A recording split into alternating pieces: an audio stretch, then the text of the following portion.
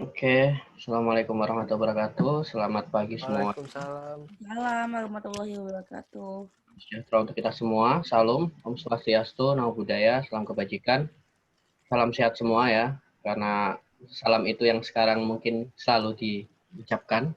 Jadi semoga kita semua sehat-sehat selalu ya. Amin. Amin. Hari ini kita memulai minggu pertama dan hari pertama ya perkuliahan semester ganjil 2020-2021. Jadi di sini adalah studio perencanaan wilayah dan yang salah satu mata kuliah inti di PWK ya, di PWK kita. Di mana seperti biasa yang kalian sudah dapatkan studio proses, di mana banyak sekali tugas yang harus dikerjakan di dalam pengerjaan studio. Nah, nanti juga sama berkelompok, jadi nanti silahkan hari ini juga kalian sebisa mungkin sudah membentuk kelompok juga. Nah, nggak apa-apa, saran saya sama saja sama studio proses, atau terserah kalian ya mau apakah mau berganti tim atau bagaimana, tapi studio itu memang sebisa mungkin kalian sama dari awal. Jadi studio proses, studio wilayah, studio kota, studio kawasan, sebisa mungkin timnya sama. Ya tadi agar kedepannya akan semakin semakin kompak lah ya pastinya. Oke, saya mulai share screen. Jadi kita hari ini adalah saya akan menjelaskan tentang kerangka acuan kerja studio proses, studio perencanaan wilayah ya, bukan studio proses lagi. Nah, jadi kebetulan nanti kalian akan dibimbing oleh saya dan Bu Tantri. Jadi ke depan merencanakan suatu wilayah.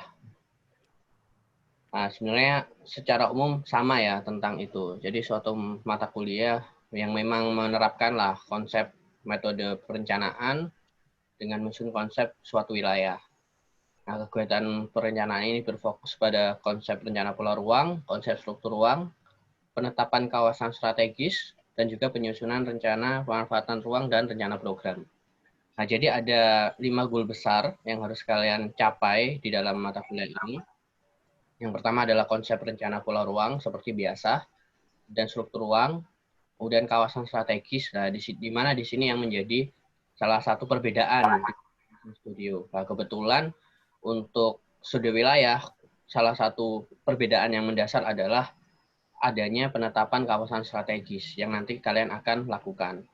Kemudian penyusunan rencana pemanfaatan ruang, jadi nanti kalian lebih mengarah kepada bagaimana sih mengimplementasikan dari rencana kalian, bagaimana sih program-programnya mulai dari 5 tahun pertama, 5 tahun kedua, sampai ke 5 tahun keempat.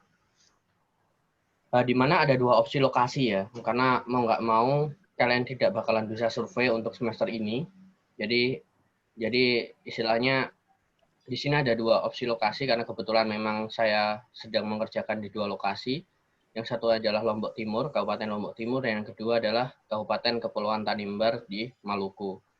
Nah, di mana nanti mungkin beberapa besok atau 2 hari lagi itu saya akan tentukan lokasi fix yang akan kalian menjadi salah satu objek dan subjek untuk lokasi studio perencanaan wilayah. Nah, di mana kenapa jauh ya? Karena sekali lagi karena dengan kondisi sekarang kalian tidak memungkinkan untuk survei ke lokasi gitu ya. Meskipun nanti kalian mungkin nih gitu ketika saya buat di daerah Bekasi di daerah apa namanya Depok, Bogor dan lain sebagainya itu bakalan akan kesulitan juga nanti kalian. Karena memang di dalam era pandemi saat ini memang di aturan itu meminimalisir kegiatan yang melibatkan mahasiswa untuk berada pada lokasi yang memiliki resiko untuk untuk kegiatan resiko untuk COVID lah kasarannya. Nah, kemudian bahan kajian sama, namun yang core yang paling penting adalah yang paling bawah adalah Peraturan Menteri ATR atau BPN nomor 1 tahun 2018. Jadi harapannya kalian di sini sudah mulai, silakan di-download karena sudah ada semua di internet. Itu nomor 1 tahun 2018 tentang pedoman penyusunan RT RW provinsi, kabupaten dan kota. Nah, di mana nanti kalian itu fokus pada RT RW kabupaten. Nah, jadi nanti silakan dibaca peraturan menterinya, kemudian kalian review atau kalian baca-baca lagi khusus ke lampiran 2. Lampiran 2 itu membahas tentang tata cara penyusunan RT RW kabupaten. Karena memang kita fokus ke wilayah kabupaten. Kemudian sama ya, untuk itu jadi penataan ruang wilayah gitu, guna untuk tanggap dan berkelanjutan. Kemudian untuk studio grup ya sama, jadi satu kelompok terdiri dari 5 orang, kemudian dengan pembagian peran yang jelas yang pastinya, dan harapannya ada 1 orang menjadi tim leader. Ini di saya ini wajib ya nanti siapa yang ditunjuk dari salah satu kelompok, anggota kelompok yang menjadi tim leader atau nanti ketua kelompok. Kemudian ada 10 tugas, gitu ya. Jadi ada 10 tugas di studio perencanaan wilayah, di mana tugas pertama adalah penyusunan rencana kerja dan kebutuhan data. Jadi sama ya. Jadi kita yang pertama jelas kita harus mengetahui langkah-langkah penyusunan kita apa saja sih gitu. Itu nanti harus ada dan kemudian kalian paham tentang kebutuhan data. Kemudian ada yang kedua tinjauan kebijakan. Kemudian tugas 3 adalah laporan pendahuluan. Tugas 4 adalah analisis ya, fakta dan analisis. Ada 11 analisis yang dibagi menjadi 2 tugas. Yang pertama adalah untuk fakta dan analisis 1 sampai 6, jadi itu ada analisis 1 sampai 6. Kemudian tugas kelima adalah fakta dan analisis ke-7 sampai ke analisis ke-11. Kemudian tugas 6 adalah konsep rencana, jadi nanti kalian menyusun yang namanya visi misi, kemudian istilahnya arahan pembangunannya bagaimana, kebijakannya bagaimana, strategi untuk pembangunannya bagaimana, itu di konsep rencana. Kemudian dari konsep rencana kalian turunkan menjadi rencana struktur ruang dan rencana pola ruang. Kemudian untuk tugas 8 adalah rencana penetapan kawasan strategis. Nah, ini yang salah satu tadi yang membedakan antar studio, karena nanti kalian di studio kota tidak akan mengenal yang namanya rencana kawasan strategis. Kemudian tugas 9 adalah rencana pemanfaatan ruang, yang nanti terinclude di dalamnya adalah rencana program. Dan tugas 10 adalah executive summary, jadi itu nanti ya itu aja sih pelengkap saja, jadi ringkasan eksekutif kayak semacam pelengkap dan lain sebagainya. Kemudian ada 2 kali ujian, yang pertama adalah ujian progres 1, itu adalah presentasi laporan antara, jadi tugas ini dilakukan setelah tugas kelima. Karena kebetulan untuk semester ini info terbaru ya, nanti nggak tahu, nanti mungkin dikonfirmasi oleh Bu Nilam, itu tidak ada UTS, tapi tetap ada yang namanya di sini ada ujian progres.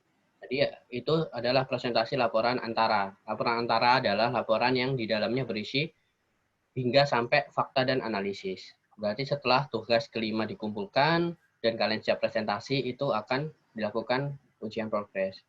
Kemudian untuk ujian progres kedua, itu adalah UAS. Dan nanti kalian ini mempresentasikan hasil akhir dari rencana kalian. Kemudian akan saya sampaikan satu persatu ya, masing-masing tugas. Yang pertama adalah tugas 1. Tugas 1 tadi rencana kerja dan kebutuhan data. Nah, di mana di sini silakan kalian gitu ya. Kalian itu membuat tabel jadwal rencana kerja dan juga membuat tabel kebutuhan data. Nah, sebenarnya secara umum ya, teman-teman, ini sebenarnya sudah ada di lampiran 2 Permen ATR BPN nomor 1 tahun 2018. Tinggal kalian mencoba untuk membuat dengan model sendiri gitu ya. Nah, itu. Jadi rencana kerja adalah merupakan hal pertama ya. Hal pertama yang harus dibuat di seluruh kegiatan perencanaan. Karena mau nggak mau di rencana kerja nanti itu terinclude jelas berapa sih jangka waktu untuk pengerjaan ini dan kira-kira apa sih output yang akan dihasilkan dari kegiatan ini. Kemudian untuk rencana kerja dan kebutuhan data gitu ya, itu menyesuaikan muatan RT RW kabupaten pada Permen ATR BPN nomor 1 2018. Nah, targetnya apa gitu ya? Targetnya adalah yang pertama, tabel rencana kerja yang terstruktur. Jadi sebenarnya tidak harus tabel ya, teman-teman ya. Tapi tabel ini akan memudahkan kalian saja. Tapi kalau misal nih, ada yang membuat ada yang membuat tidak model tabel, membuat model diagram alir gitu ya. Itu nggak apa-apa, nggak masalah. Itu juga akan bagus nantinya ketika kalian presentasikan. Karena ketika misal nih gitu ya, kalau di dokumen mungkin pasti nih tabel gitu. Tapi kalau kalian presentasi, misal presentasi tentang rencana kerja, kan nggak mungkin kalian tabel yang disajikan, itu nggak mungkin. Kemudian ada tabel kebutuhan data juga sama, itu sudah ada sebenarnya di lampiran permen ATR. Dan di mana di sini untuk minimal 1 kali asistensi, jadi silakan dalam minggu ini, pastinya minggu ini ya, karena kebetulan studio perencanaan wilayah itu hari Senin pagi. Jadi mungkin nanti ke depan kalian itu akan merasakan bahwa hari Senin itu hari yang paling menyedihkan.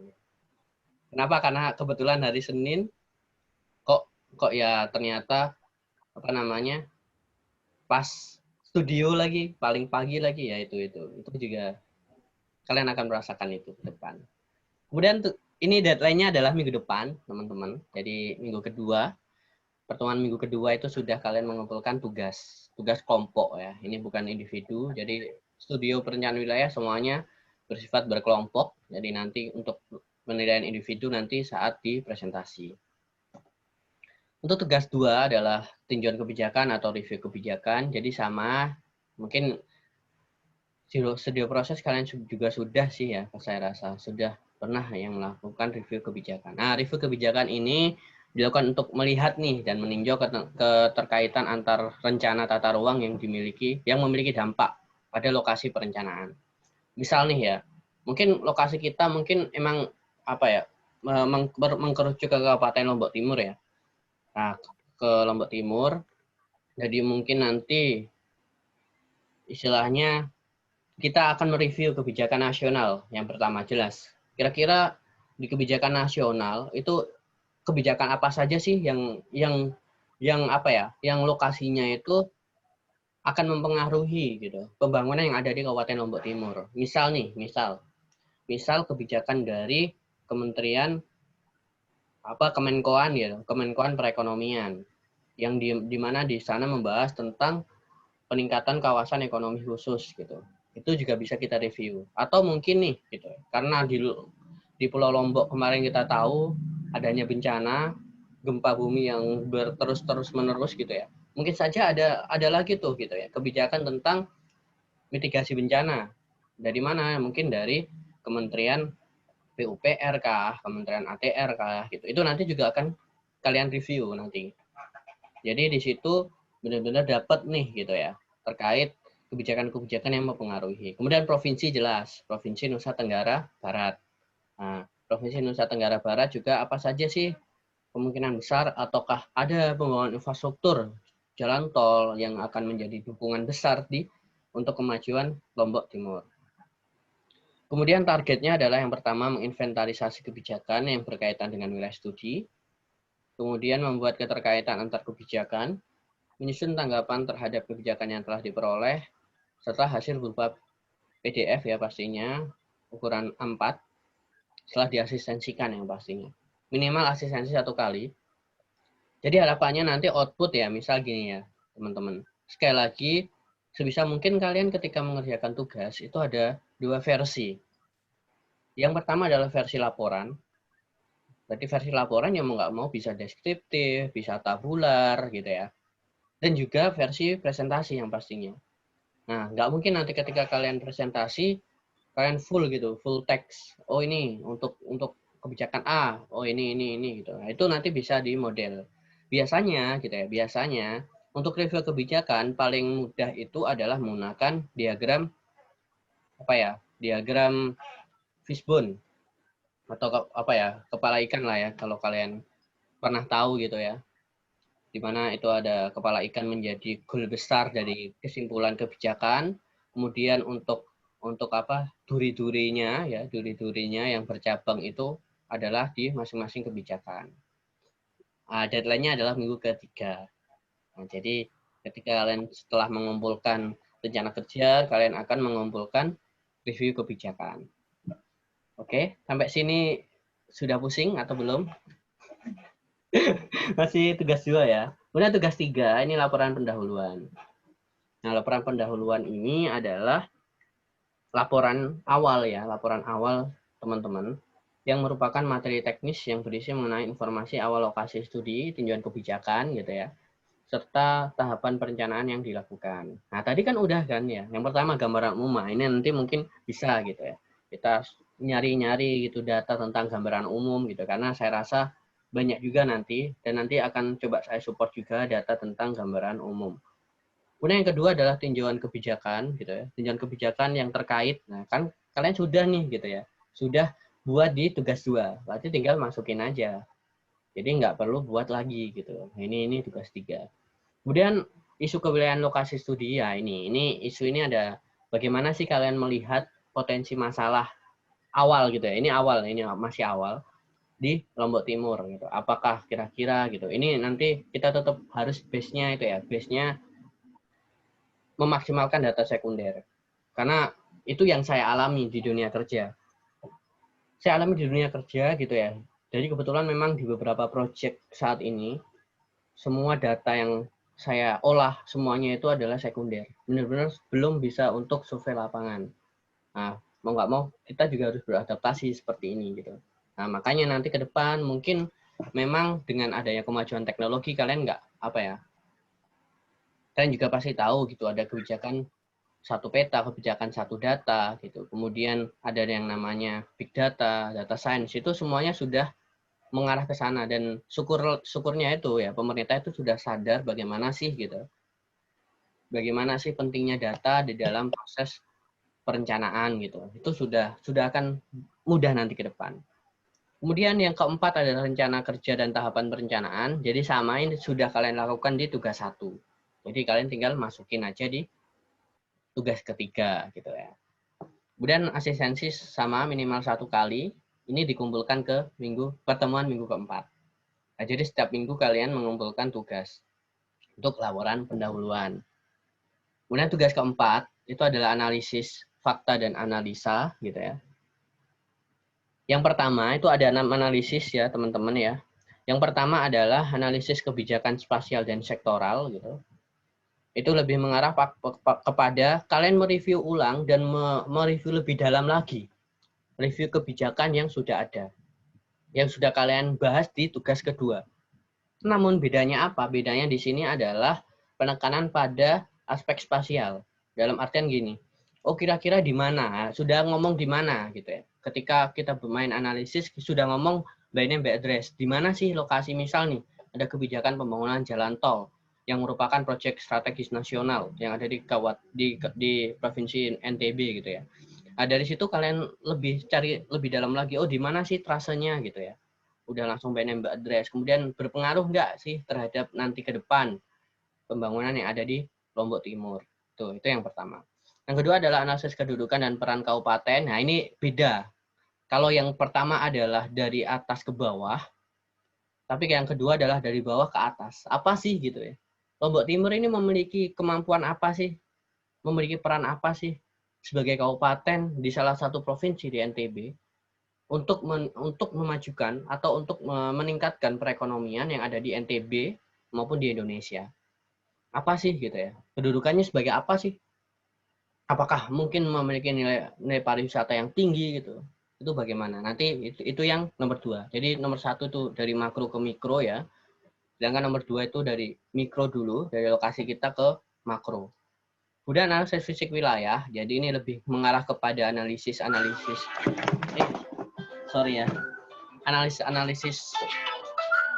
fisik. Bentar saya ada telepon sebentar. Morning, sunshine. Pagi rindu. Morning. Hai. Halo. Rindu kayaknya udah siap banget gitu ya.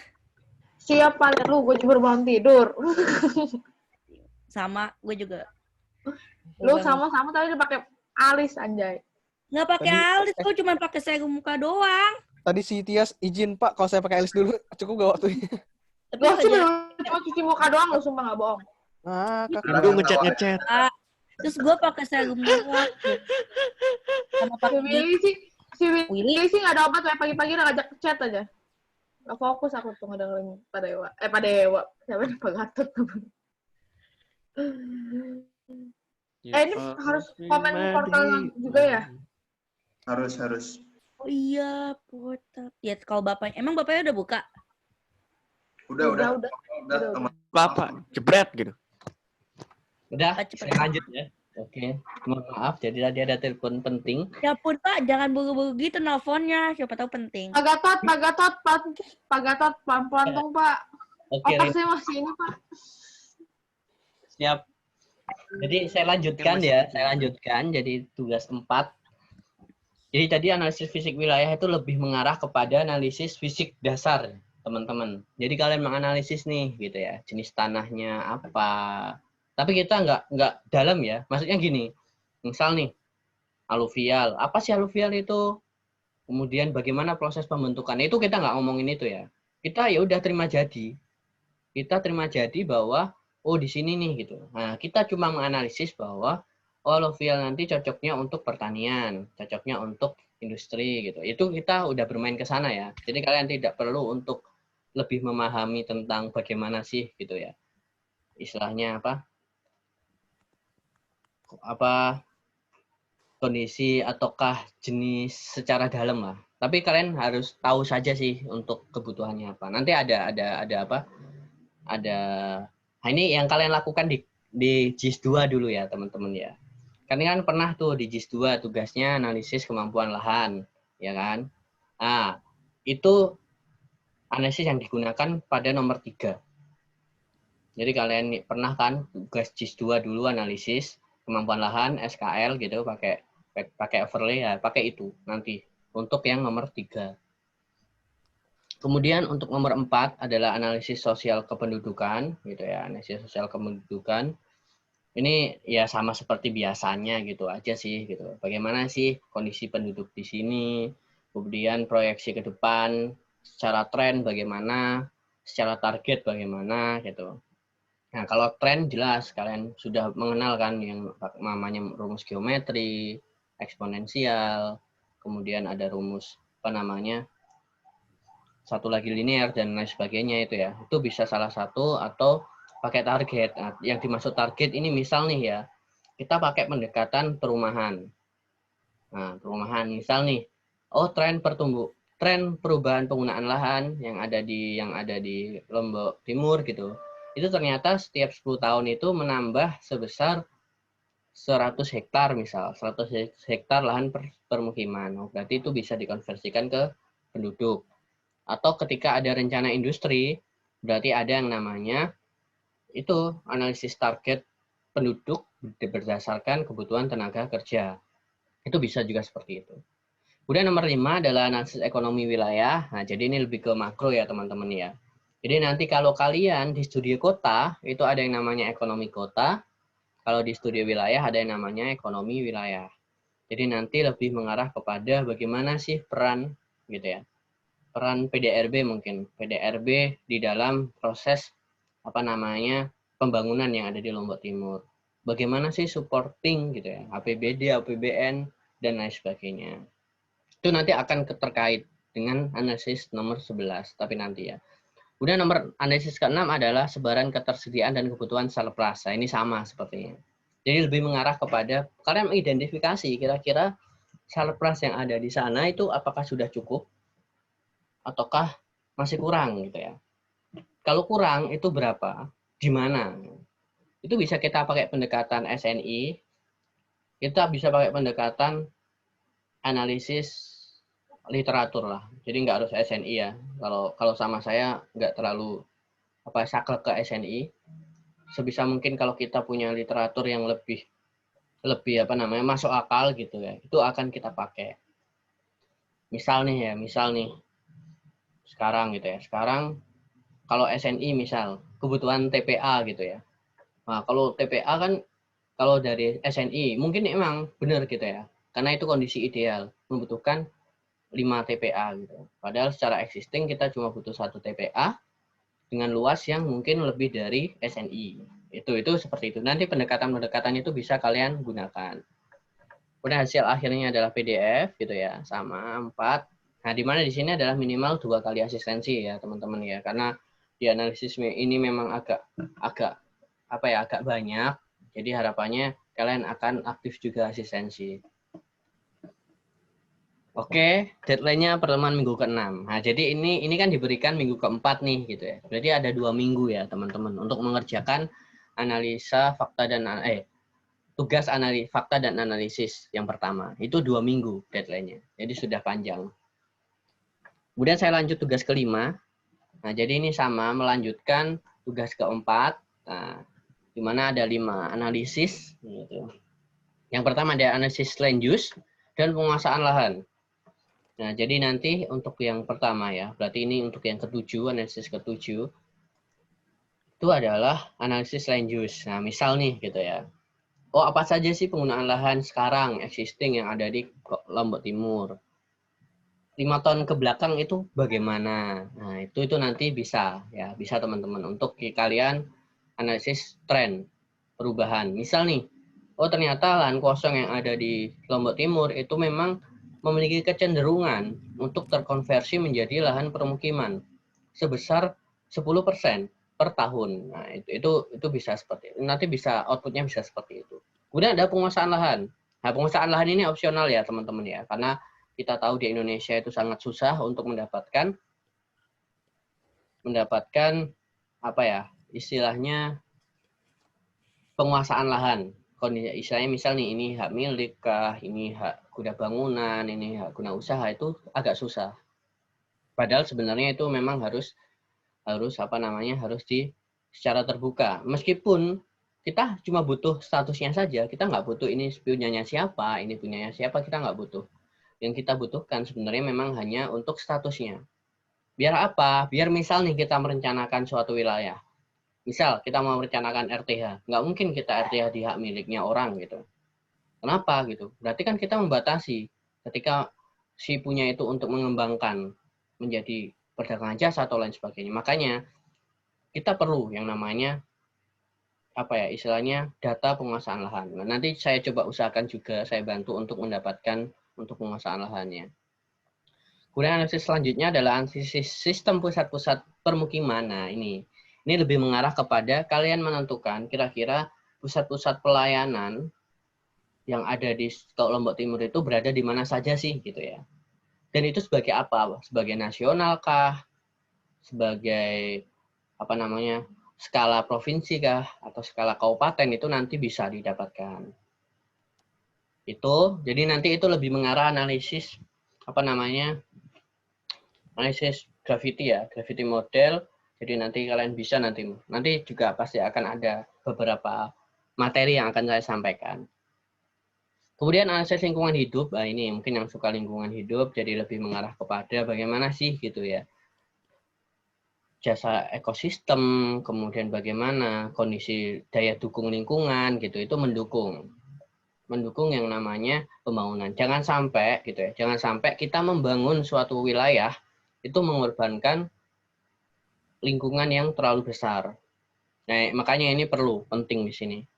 Makanya sebisa mungkin gitu ya, yang memiliki istilahnya jasa ekosistem tinggi gitu ya, itu sebisa mungkin minim pembangunan yang ada di situ. Nah, itu nanti juga bisa dilakukan diskusi lah bareng-bareng dengan masing-masing aspek. Kemudian analisis selanjutnya adalah analisis pengurangan risiko bencana. Karena sekali lagi yang saya sebutkan di awal, bahwa Lombok Timur merupakan salah satu kabupaten di provinsi yang tahun lalu dan 2 tahun lalu kalau nggak salah ya, itu memiliki riwayat bencana gempa bumi yang sangat besar gitu ya, yang sangat besar dan terus menerus gitu kemarin beberapa tahun lalu gitu ya. Sehingga analisis ini juga sangat penting di sini. Jadi kalian nanti akan coba juga mengeksplor kira-kira di mana sih gitu ya. Kemudian kalian nanti menentukan jalur evakuasi, bagaimana jalur evakuasinya, titik evakuasi itu juga dilakukan. Kalian juga akan seperti itu. Nanti untuk analisis sekali lagi nanti coba saya bantu untuk menjelaskan dan istilahnya membuat itu. Kemudian analisis terakhir adalah analisis kemampuan keuangan. Jadi ini lebih mengarah kepada kalian mereview. Kira-kira dengan rencana yang telah kalian lakukan gitu ya, yang akan kalian lakukan, kira-kira berapa besar sih kemampuan dana istilahnya Lombok Timur ini sendiri. Misal nih, kalian lihat nih APBD per tahunnya itu apakah meningkat gitu ya, PDB-nya itu apakah meningkat atau bahkan menurun gitu. Kemudian ketika meningkat itu dia di sektor apa gitu. Misal nih, oh meningkatnya di sektor pariwisata gitu. Oh berarti mau nggak mau nanti, oh ada beberapa pengembangan bahwa di Kabupaten Lombok Timur sebisa mungkin kita coba kembangkan menjadi salah satu pilihan destinasi pariwisata nasional gitu ya. Mengapa? Karena kita tahu nih gitu ya, NTB kan salah satu tujuan juga ya. NTB kan setahu saya itu memang apa ya, minat nomor 2 setelah Bali. Jadi istilahnya Bali KW lah kalau kita ngomong. Karena banyak sekali juga pulau-pulau atau kondisi pantai yang sangat-sangat indah, apalagi di Lombok Timur. Kalau kalian belum pernah ke Lombok Timur itu lebih indah dari Lombok Barat. Kenapa? Karena Lombok Barat itu sudah terlalu banyak wisatawan yang berkunjung, sehingga ya tahu sendiri lah bagaimana pengelolaan gitu ya. Dan kita tahu bagaimana sih kondisi kesiapan kita gitu untuk wisatawan itu. Sedangkan untuk Lombok Timur itu memang untuk kunjungan wisatanya memang lebih rendah daripada Lombok Barat. Tapi itu untuk keindahan alamnya itu tidak diragukan juga untuk kondisi lautnya. Itu untuk 11 analisis ya, itu dibagi menjadi dua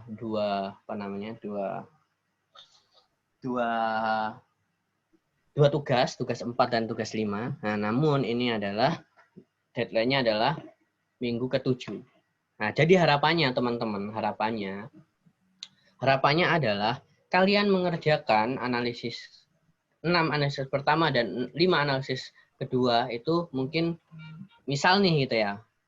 Misal nih, oh ternyata ada nih, istilahnya sudah mengerjakan misal bagiannya Albert ya, mungkin analisis fisik wilayah, udah selesai nih, ya udah bisa lanjutkan saja sebelum minggu ke-6 bisa lanjutkan ke analisis di tugas ke-5 gitu untuk bagiannya gitu. Itu bisa seperti itu.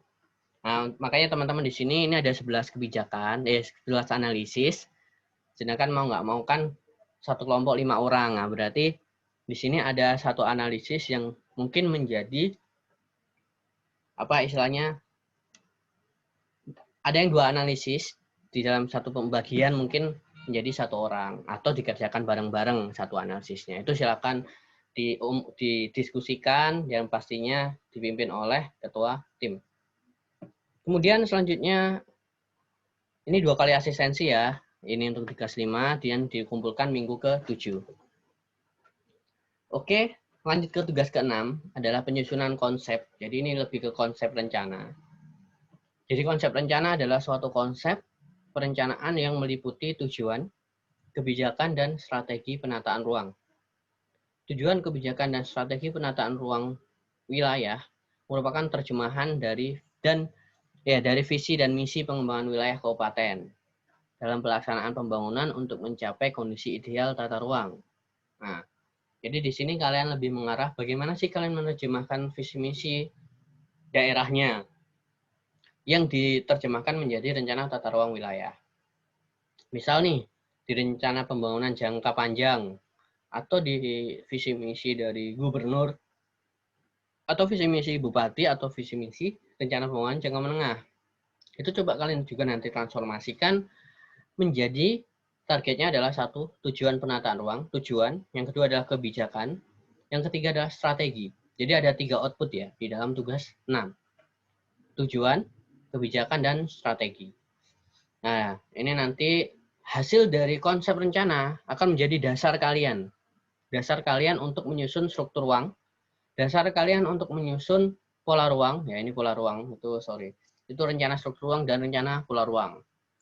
Nah, kemudian dicetak dalam ukuran gitu ya, ini bukan dicetak ya teman-teman.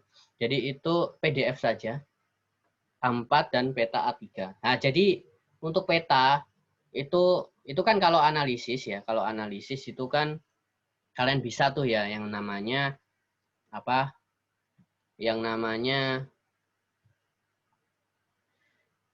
peta.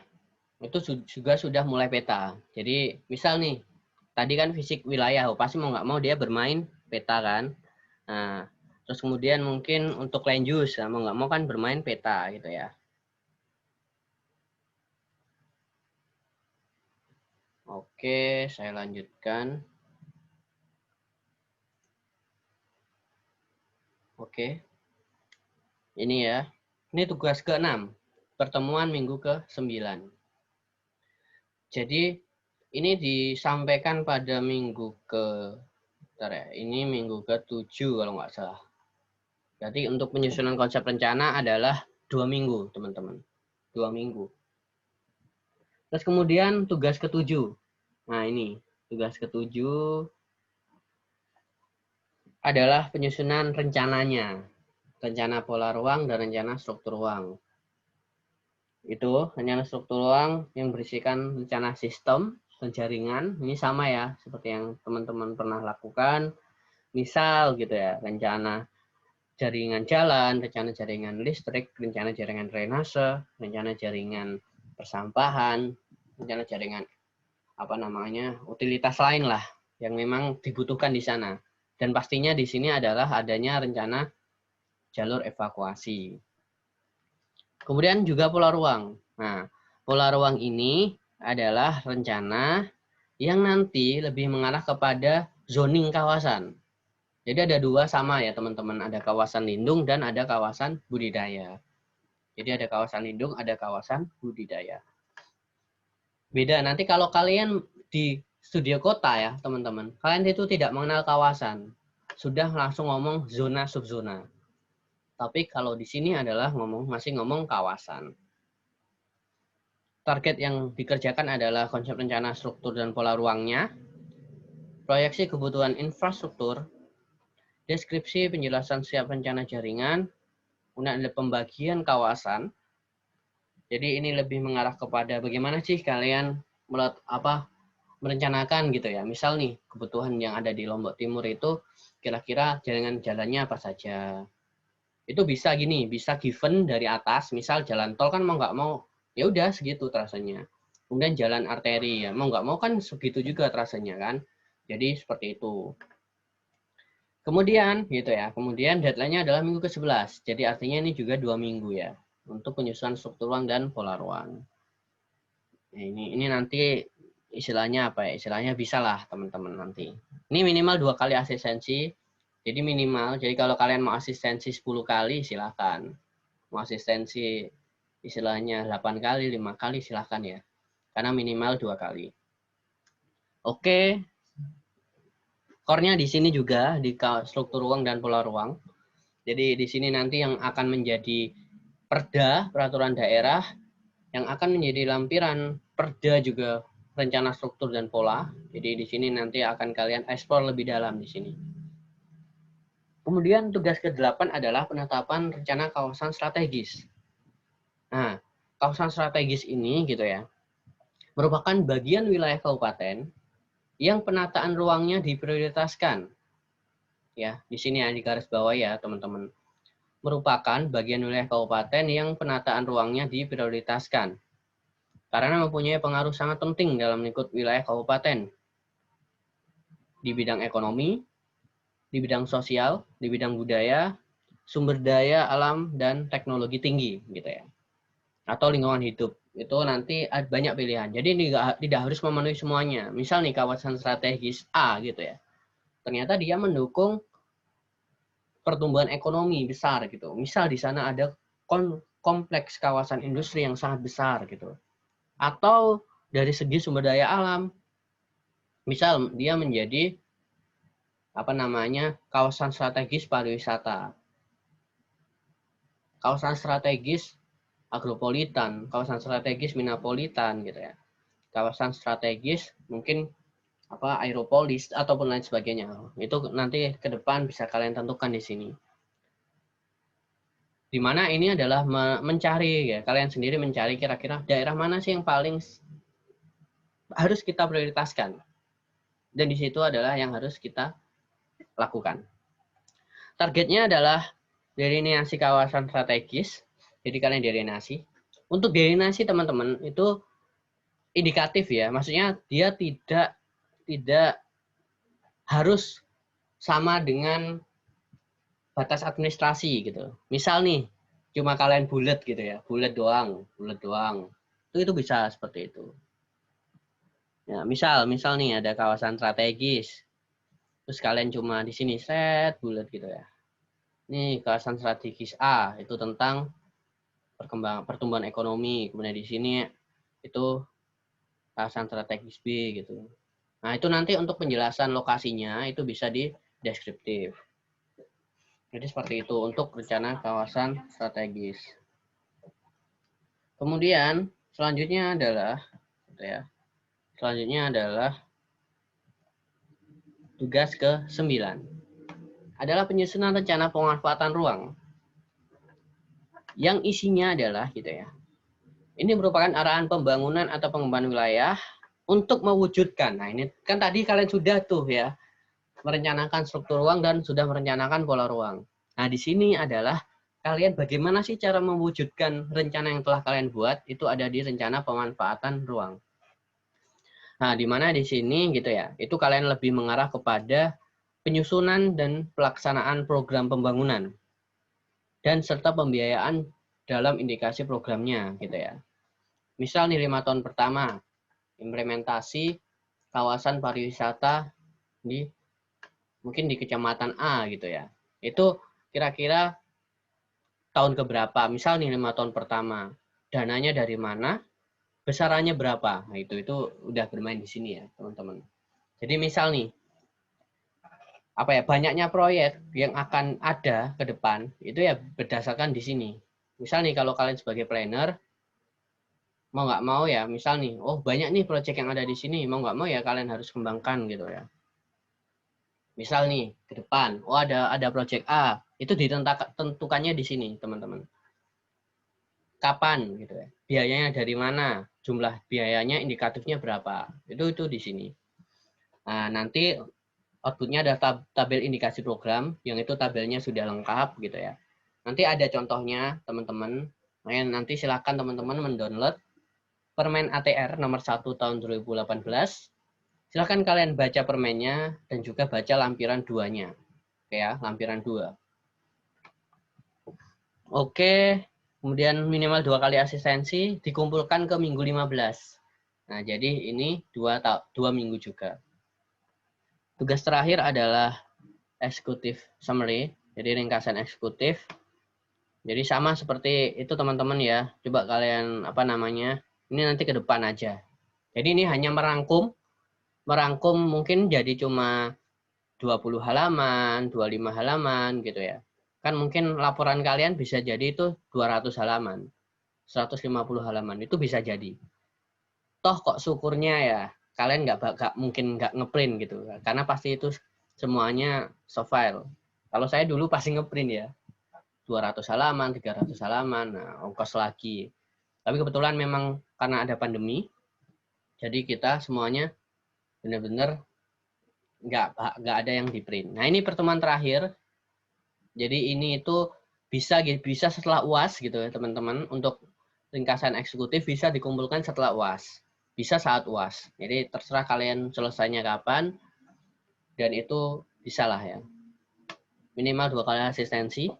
Jadi nanti karena output yang akan dipamerkan itu adalah ringkasan eksekutif gitu ya, yang akan dibaca oleh wali kota, oleh bupati, oleh gubernur, oleh presiden mungkin gitu. Itu adalah ringkasan eksekutif, bukan dokumen yang tebel. Mulai dari laporan akhir tadi ya, laporan pendahuluan, laporan antara, dan juga laporan akhir. Oke, sampai sini bagaimana teman-teman? Ada yang dipertanyakan? Silahkan dibuka sesi tanya jawab. Silahkan. Mantap, Pak. Ya, jadi nggak usah pusing. Karena ini semuanya sudah itu kok. Nanti bisalah kita bareng-bareng. Bagaimana teman-teman? Silahkan kalau mau ada pertanyaan.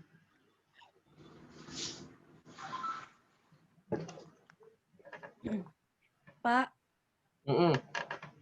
itu untuk asistensi itu kan kita nggak tatap muka nih. Maksudnya berarti kan via online gitu. Itu Iya. tetap ada ininya juga nggak sih Pak, absensi apa kayak studio kemarin asistensinya? Ada apa? Ya. Ada lembaran asistensi gitu juga nggak? Mesti ngisi gitu juga nggak? Nanti tetap kalian tetap ngisi ya, tetap ngisi. Tetap inventaris apa namanya kronologi asistensinya. Jadi tetap misal asistensi pertama itu membahas apa, itu silakan ditulis. Atau nanti coba saya akan membuat sistem untuk untuk kalian lah. Coba saya nanti buat untuk asistensi. Jadi nanti coba istilahnya saya buat untuk khusus asistensi kalian. Jadi misal nih nanti kelompok 1 itu asistensi gitu ya. Itu catatannya apa, kemudian outputnya bagaimana, rencana ke depan bagaimana, itu nanti coba saya buatkan. Thank you, Pak. Oke. Mungkin ada yang mau tanya lagi, teman-teman? Silahkan, nggak usah malu-malu. Daripada nanti kalian bingung loh ya, karena ada 10 tugas kebetulan memang.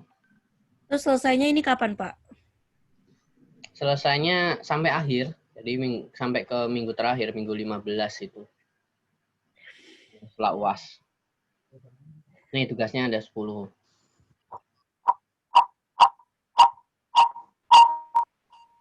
Jadi untuk daerah ini Lombok Timur ya Pak jadinya? Nggak jadi yang Ya, satu lagi ya? Lombok Timur, Bernard. Untuk memudahkan data kalian juga sih, nanti coba saya bantu.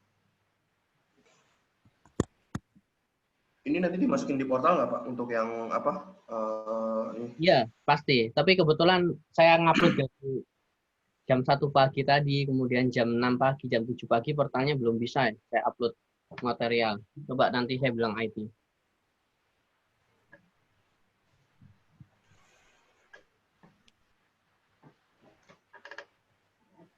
Pak. Iya, halo. Gimana? Ini semua kelompok itu satu wilayah gitu semuanya sama. Iya, sama Flo. Oke, Pak. Makasih. Iya, jadi nanti itu beda beda hasil lah nanti. Biar bagus lah hasilnya nanti. Atau nanti gampang lah ya teman-teman, nanti coba saya cari apakah saya bagi ke tiga lokasi kayak studio proses, misal nih satu wilayah kelurahan kan dibagi 3 atau seperti itu, atau nanti saya coba jadikan satu saja kabupaten. Jadi semuanya merencanakan lokasi yang sama, karena beda planner itu pasti beda rencana. Jadi sebenarnya nggak masalah kalau satu lokasi yang sama. Tapi nanti coba saya diskusikan dengan Bu Tantri, apakah dibagi-bagi, misal nih Lombok Timur gitu ya, itu dibagi ke 3 lokasi. Jadi nanti coba dalam waktu dekat lah ya, karena kan tugas 1 ini kan sebenarnya kalian belum harus lah tahu lokasinya di mana, karena tugas 1 cuma rencana kerja dan kebutuhan data. Itu semuanya ada di lampiran permennya. Better nggak usah dibagi-bagi, Pak. Ya. Menurut saya ya. Jadi satu dan nanti kan jadinya dapat dari laporan-laporan yang dikumpulin itu kan pasti beda-beda dong. Udah Pak, Lombok Timur aja Pak. Nanti aku ingat. Oke, siap. Oke, bagaimana? Ini kayaknya Bernard sama Albert ini lagi diskusi nih via WA ini.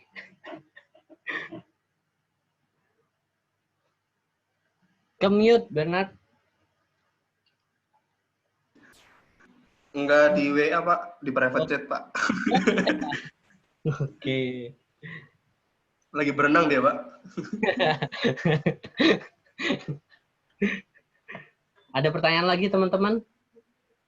Apakah sudah? Kalau untuk Lombok Timur sendiri itu belum ada bandaranya ya Pak? Semuanya di Lombok Barat ya? Iya, benar, Bernard. Jadi semuanya masih ke itu ya, Bandara Internasional Lombok, ke LIA, Lombok International Airport. LIA. Ada yang pernah ke sana belum?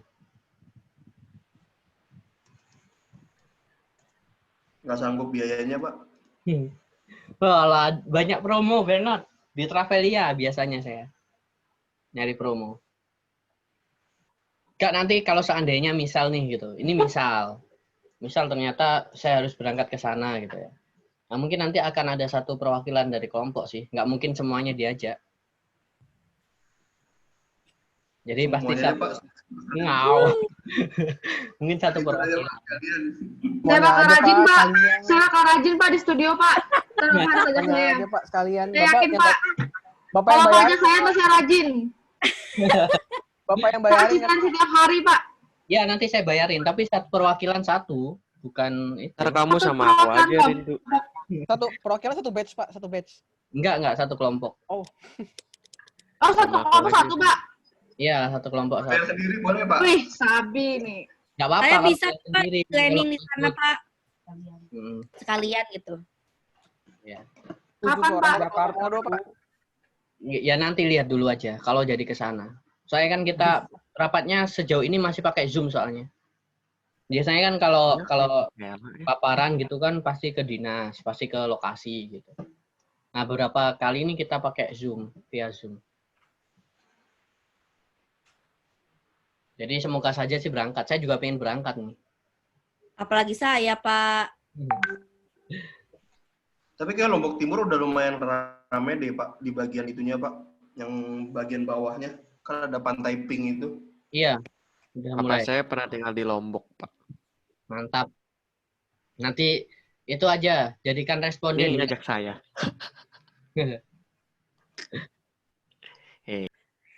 Terus sebenarnya ada lagi opsi satu ya teman-teman. Daerah Sorong. Tapi kayaknya terlalu jauh ya. Baru kebanjiran Pak. Sorong tuh Papua ya, Pak? Papua Barat. Pulang-pulang saya nggak pakai badan itu Pak. Enggak kok. Kalau di Sorongnya enggak aman. Kan Sorong itu nyebrang dikit udah Raja Ampat kan. Yang kota Sorong. Jadi itu sebenarnya salah satu opsi juga. Tapi kemarin saya mikir ya. Tapi kan itu terlalu kebanjiran Pak kotanya. Iya, heeh. Iya, Makanya- terus kita ke sono. Yo enggak, maksudnya kan kita merencanakan itunya. Kan nggak mungkin banjir terus, Tias.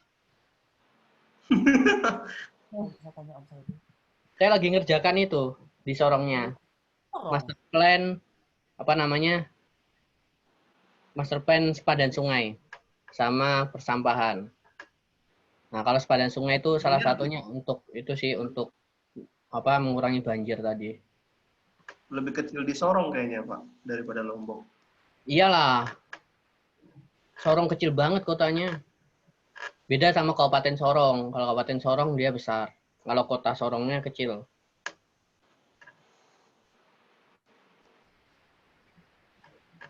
Oke, apakah ada pertanyaan lagi teman-teman?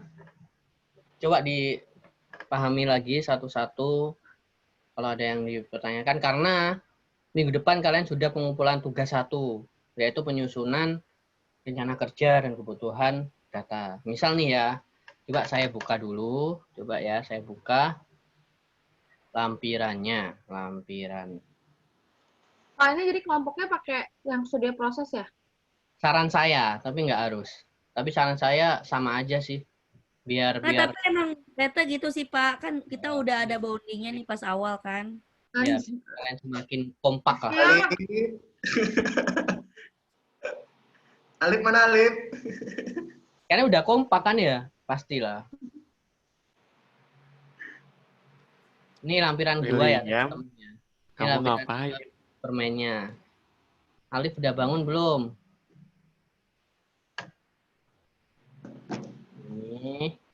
Ini kemudian back bawah lagi gitu ya. Nah, ya sebenarnya udah ada nih ya kebutuhan datanya, kebutuhan data apa saja ini udah ada. Udah ada oh data ini ini. Nah, tinggal kalian menginventaris nih, misal nih peta kawasan pariwisata itu di dinas apa sih gitu ya. Atau sumbernya di mana sih itu. Kayak gitu. Ini semuanya udah ada. Oh, ini semuanya data kan, data.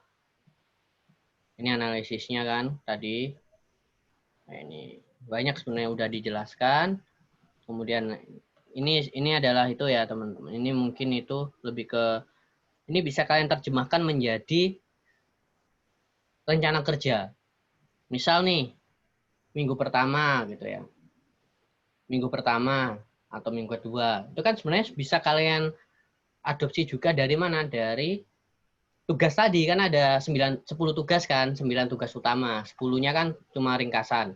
Ada 9 tugas utama. Ya udah tinggal kalian terjemahkan aja. Misal nih, minggu pertama itu kalian coba untuk menyusun rencana kerja, kemudian pembentukan tim gitu ya. Kemudian pemilihan tim leader gitu. Itu mungkin salah satu. Kemudian lanjut nih. Dari situ ditarik lagi adalah apa namanya pengumpulan data gitu. Data sekunder apa saja yang tadi itu gitu. Kayak gitu ya. Ini bisa diterjemahkan juga ini menjadi timeline, teman-teman.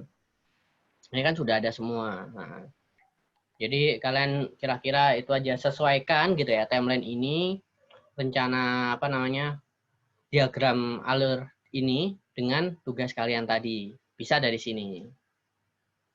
Kemudian ada muatan RT RW kabupaten. Ini tujuan banyak ya. Ini sebenarnya udah. Jadi sebenarnya semuanya udah ada. Nah, ini contoh petanya. Tapi untuk layout sama kayak studio proses ya. Samain aja. Kayak studio proses. Rencana pola ruang. Ini ada lindung, ada budidaya. Kemudian ini ilustrasinya. Kemudian ada kawasan strategis gitu ya. Nah, ini contohnya kawasan strategisnya gitu ya. Nah, ini ada strategisnya udah. Back lagi. Ya, ini misal nih, ada pertumbuhan ekonomi, fungsi daya dukung lingkungan, pendaya gunaan sumber daya alam, dan KSK sosial budaya. KSK itu kawasan strategis kabupaten. Kalau KSN, kawasan strategis nasional. KSP, kawasan strategis provinsi. Terus ke bawah, nah ini pemanfaatan ruang ya teman-teman. Nah nanti output, nah kayak gini doang, output tugas ke-9. Misal nih gitu ya, ini perujukan pusat-pusat kegiatannya, struktur ruangnya apa, contohnya 1 unit, dinas perhubungan, ini di blok aja, 5 tahun pertama, kayak gitu. Makanya semuanya, sebenarnya yang buat proyek itu PWK ya, planner ya. Tapi kita selalu tidak terlihat aja. Jadi sebenarnya anak sipil itu dia nggak bakalan bisa kerja kalau tabel ini nggak kita buat. Jadi sombongnya gitu teman-teman. Tapi nggak boleh sombong. Terus ini kebetulan kita nggak perlu ya. Kita nggak sampai sini teman-teman. Kita nggak sampai pengendalian karena terlalu banyak. Saya kasihan juga. Kita nggak sampai sini. Jadi di sini tuh lebih kepada pengendaliannya. Misal nih, kawasan pariwisata itu boleh untuk apa saja, tidak boleh untuk apa saja, dibatasi apa saja, itu di sini. Tapi ini kita nggak sampai ke peraturan, ketentuan umum peraturan zonasi. Kita nggak sampai sini sih. Jadi ini banyak sekali insentifnya apa, disinsentifnya apa, jadi nggak nutut lah kalau 15 sampai 16 minggu. Nah ini kan udah ada nih teman-teman.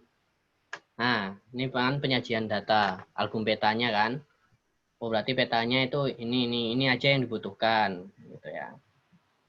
Ini udah ada semua. Nah, udah. Nah ini masih jadi menteri sekarang kan, Pak Sofyan Jalil. Jadi itu kemudian ada banyak contohnya ya teman-teman ya, banyak contohnya. Bentar saya kayak kasih contoh sedikit. Saya kasih contoh sedikit.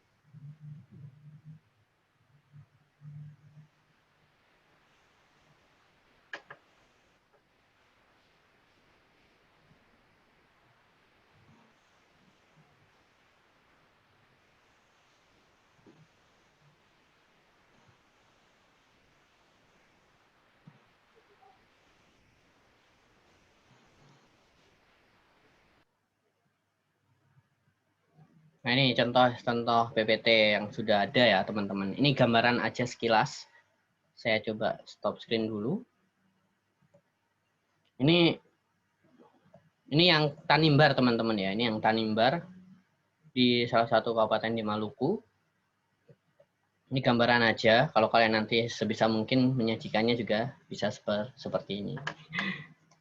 Nah ini gitu ya. Jadi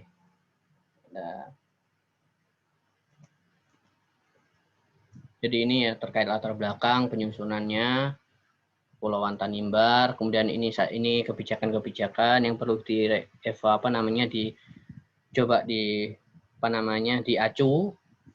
Kemudian ini nah di sini terkait ruang lingkupnya. Jadi di sini ada Laut Banda gitu. Nah, kalau kalian pernah ke sini juga gitu. Saya pernah ke Maluku juga, tapi belum sampai ke sini karena kebetulan pas nyusun ini itu sekali lagi nggak bisa survei, jadi nggak bisa merasakan keindahan Kepulauan Tanimbar. Tapi semuanya disupport sama dinasnya. Nah, kemudian ini tinjauan kebijakan. Nah, misal contoh gini teman-teman, kalau kalian nanti tinjauan kebijakan. Tapi kan ini versi presentasi. Ada versi yang ada versi yang laporan.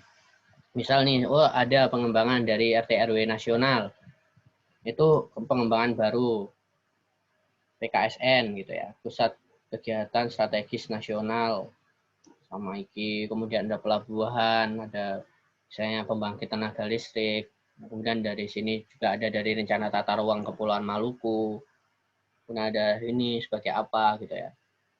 Kemudian di sini ada RPJM-nya ngomongin apa gitu. Nah, kemudian tinjauan kebijakan juga bisa kan ini semuanya. Ini dari Perda tentang RT RW provinsi. Seperti ini. Nah, kemudian gambaran umumnya seperti ini ya, misal nih gitu. Oh, ternyata secara astronomis, kemudian di sini dari situ salah satu gugus kepulauan yang memiliki luas area terbesar dan luas area terkecil gitu. Itu bisa seperti itu. Nah, ada kondisi fisik dasarnya, topografi, geologi, penggunaan lahan gitu. Sosial ekonominya. Jadi asiknya kita di PWK itu kita benar-benar tahu nih gitu. Daerah itu apa saja gitu. Budayanya, kemudian ini ada kajian awal gitu. Kebijakan nasional, provinsi. Nah, jadi ya banyak sekali ya teman-teman. Ini nanti ke depan kalian bisa lah nanti buat seperti ini ya. Dan ada evaluasi ini untuk yang analisis land use ya. Kemudian juga kawasan resiko bencana. Kemudian di sini ada KRB gempa bumi gitu. Ada. Nanti ada kok. Ini semuanya pakai data sekunder. Yang pernah saya sampaikan, pernah dulu di JIS 2 ya, di JIS 2 minggu kedua. Itu ada sumber data dan wali data. Itu semuanya ada di sana. Isu strategisnya ini kan ada isu kewilayahannya kan. Ini di laporan pendahuluan juga masuk. Misal nih, pengembangan lapangan gas. Jadi kalian nanti coba cari tahu di sana ada apa aja.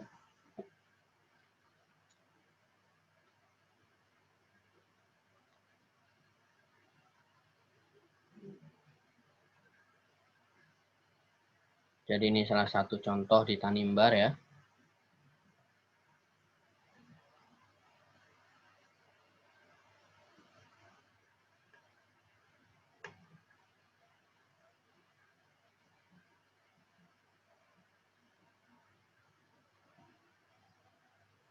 Karena sebenarnya teman-teman, sejujurnya yang dilihat dinas itu PPT-nya teman-teman. Bukan laporannya. Makanya biasanya itu kita kalau membuat PPT sebisa mungkin itu informatif dan apa ya, nggak membuat bosan. Biasanya itu. Kalau laporan mah ya udah nggak bakalan dibaca sama mereka. Tapi ya mau nggak mau harus sama isi laporan dan isi PPT.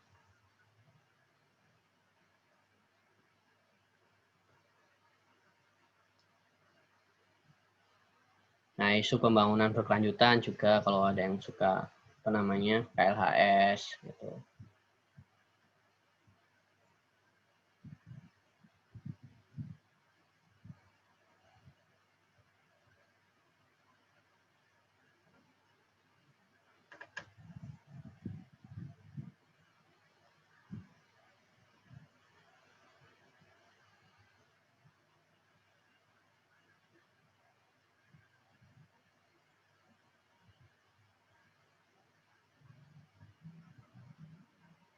Ini metodologi. Nah, ini misal nih. Ini kan metodologi dan juga rencana kerja ya teman-teman. Nah ini juga saya buat apa, menyesuaikan lampiran tadi gitu. Jadi misal bulan 1. Nah ini mainnya sudah bulan ya, karena kita ngomonginnya. Tapi memang yang Lombok ini itu cuma 3 bulan, Lombok Timur.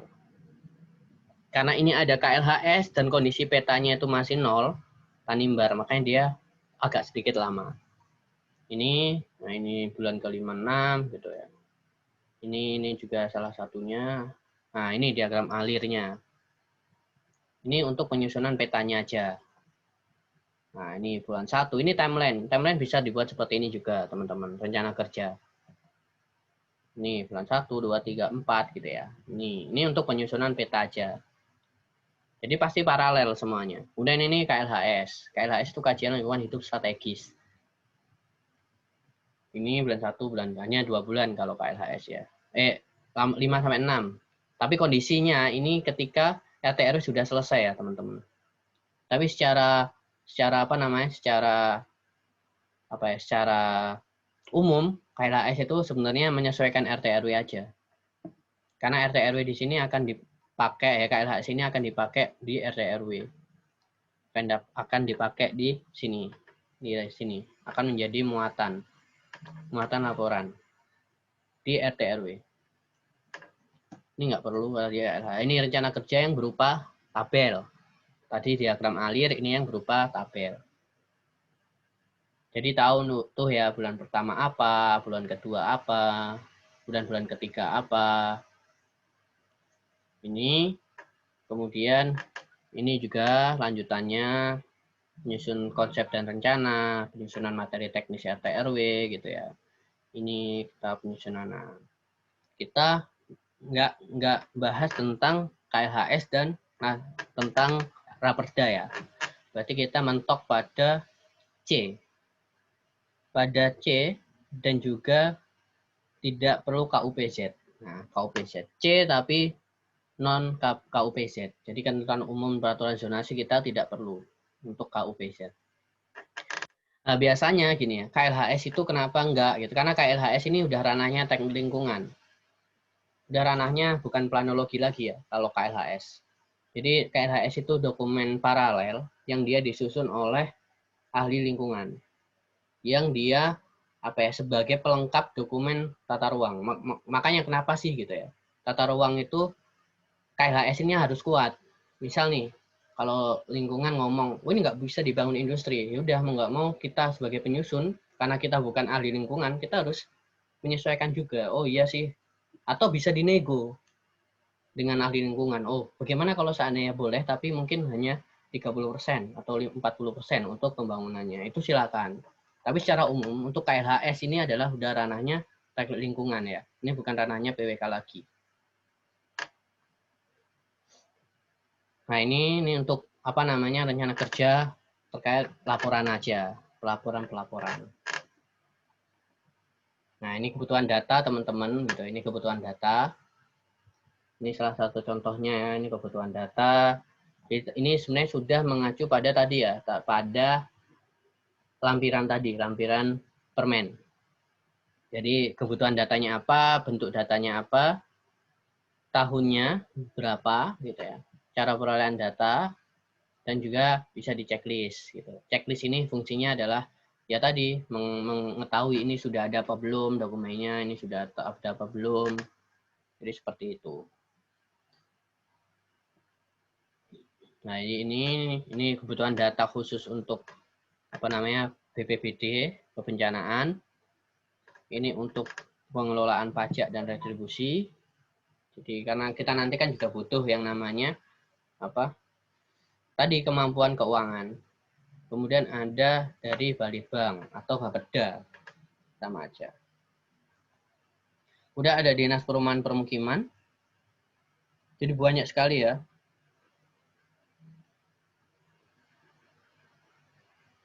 Itu. Kemudian kebutuhan data untuk Dinas PU dan penataan ruang. Ini juga sudah ada ya. Ini tahunnya, kemudian bagaimana cara perolehan. Jadi kan memang rata-rata itu survei sekunder. Kalau survei primer itu memang di fisik dasar, tapi fisik dasar semuanya itu sudah ada sekunder, saya rasa. Kemudian ini untuk apa lanjutannya ya, lanjutannya tadi PUPR karena apa ya, base-nya ya, base dinas, sektor dinas yang menangani tata ruang, dia pasti memiliki banyak data. Kemudian next gitu ya. Ini lagi sama, kemudian ini dinas PU juga, dari pertambangan, industri pergudangan, kehutanan. Ini tadi sama, ini yang tadi ya kebutuhan data yang nomor 7 terkait jaringan prasarana. Jadi masuk ke fakta analisa nanti. Ke fakta ya, yang pastinya. Ke Sarpras. Kemudian ini dinas perhubungan. Jadi banyak sekali ya teman-teman data. Tapi nanti biasanya itu hanya menjadi satu kok. Hanya di satu data besar biasanya. Itu RT RW lama bisa dipakai. Perikanan Kabupaten Kepulauan Tanimbar, kemudian kebutuhan data Dinas Pariwisata dan Kebudayaan, kemudian kebutuhan data Dinas Ketahanan Pangan, kebutuhan Dinas Pemberdayaan Masyarakat, gitu ya. Nah ini, jadi ketahanan pangan, kemudian pemberdayaan masyarakat, gitu itu kita juga butuh data mereka. Kalau kebutuhan ketahanan pangan jelas untuk LP2B. Nah, ini nanti masuk ke LHS juga. Jadi misal nih, ahli lingkungan pasti menyarankan tidak boleh dikembangkan pembangunan di lahan pertanian pangan berkelanjutan. Itu karena dia salah satu apa namanya dinas ya, salah satu lokasi yang apa namanya memiliki jasa ekosistem tinggi. Itu kemudian ini kependudukan dan catatan sipil. Nah, tapi ini di BPS juga ada teman-teman. Jadi nggak terlalu sebenarnya ini hanya formalitas juga kemarin kita meminta. Karena meminimalisir tidak adanya data di BPS. Ini untuk kependudukan dan catatan sipil. Kemudian ini untuk Dinas Lingkungan Hidup. Jadi ada kajian inventarisasi air, master plan RTH, kebutuhan kebencanaan, dokumen lingkungan gitu ya. Kemudian ada kondisi fisik dasar dan lain sebagainya. Jadi memang sebisa mungkin ya teman-teman ya, sebisa mungkin kita itu meminta data sebanyak-banyaknya ke dinas itu sendiri. Kenapa? Karena tadi, kalau kita, misal nih kita udah kebutuhan data, kita minta. Tinggal kita ngerjakan sesuatu, waduh ada data yang kurang nih, yang kemarin lupa, nggak ditulis. Wah, ketika kita minta lagi tuh pasti ribet. Ya kan kemarin disuruh itu nggak ada, dan sebagainya. Tapi selama kita itu deket, bukan deket ya, selama kita itu bisa istilahnya apa ya, bisa humble sama si dinasnya itu pasti akan dibantu. Kemudian untuk perdagangan dan perindustrian gitu ya, ini juga butuh. Tapi secara umum itu ya teman-teman, di BPS itu sudah banyak kok. Cuma lemahnya di BPS adalah dia tidak spasial, dia hanya tabular. Tapi kebutuhan kita kan kebanyakan kita butuh yang spasial. Ini untuk dinas satu pintu, kemudian ini dan PDAM, tuh. Terus kemudian ini untuk Telkom dan Diskominfo, ini lebih kepada sarana prasarana apa namanya telekomunikasi ya pastinya. Kemudian ini udah selesai data-datanya. Jadi itu tadi data-data kebutuhannya. Jadi seperti ini ya. Saya juga hanya bisa melihat di foto teman-teman. Saya belum bisa berangkat ke sana. Karena ini masih laporan pendahuluan ya. Jadi sedih. Kalian kelahiran tahun berapa? Kalian berarti angkatan 2018 ya. Berapa 2000 Pak, kecuali Bernard. 2000 kecuali Bernard. Oh berarti kalian apa namanya lebih muda setahun dari Kepulauan Tanimbar. Ini 99 nih. Wah, seumuran Bernard berarti.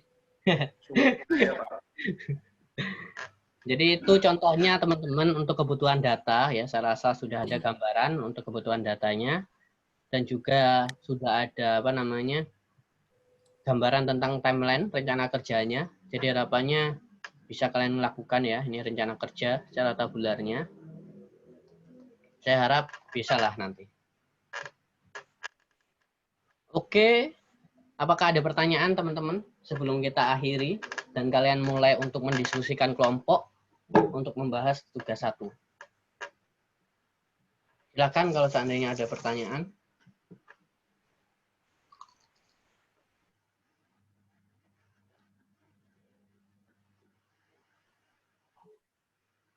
Belum ada sih, Pak. Belum ada ya? Bagaimana? Siap untuk 15 minggu ke depan? Siap 86. Mantap. Siap nggak siap, Pak? Siap nggak siap harus siap ya. Iya, Kalau Pak. kalau di dunia militer itu siap salah gitu biasanya. Jadi siap aja pokoknya. Ditanya apa jawabnya siap. Oh ya itu Pak buat ngawalin omongan Pak. Siap hadir. Siap saya. Iya benar. Belum siap. Siap izin ke toilet. Iya siap semua. Padahal aslinya nggak siap itu. Oke. Kalau tidak ada mungkin bisa saya cukupkan ya pertemuan pertama. Jadi jangan lupa asistensi teman-teman. Kalau seandainya memang ada yang ditanyakan, silakan janjian aja. Nanti mungkin saya bisa membuka atau Bu Tantri membuka room Zoom atau Google Meet atau Microsoft Teams. Jadi kita sudah ada banyak. Jadi istilahnya ada Zoom, Google Meet, Microsoft Teams. Jadi nanti mungkin senyaman kita lah. Mungkin ya kita akan seling-seling ya, selingan. Biar nggak bosan Zoom terus gitu. Karena Zoom saya ini habis akhir bulan ini, Zoom Premium saya. Jadi kemungkinan bulan depan saya pakai Microsoft Teams kayaknya. Emang nggak disediain kampus Pak? Yang Zoom Premium? Ada, tapi belum aktif. Ah, Semoga aja udah aktif bulan depan. Pak, Oke. kalau pakai Teams suka agak nge-lag gitu loh, Pak. Nggak Kalau selancar pakai di Teams, Iya. ya sih memang paling apa ya, Zoom itu benar-benar keren lah. Dia bisa mengejar lah penyempurnaannya kemarin. Banyak sekali fitur yang sudah stabil di Zoom.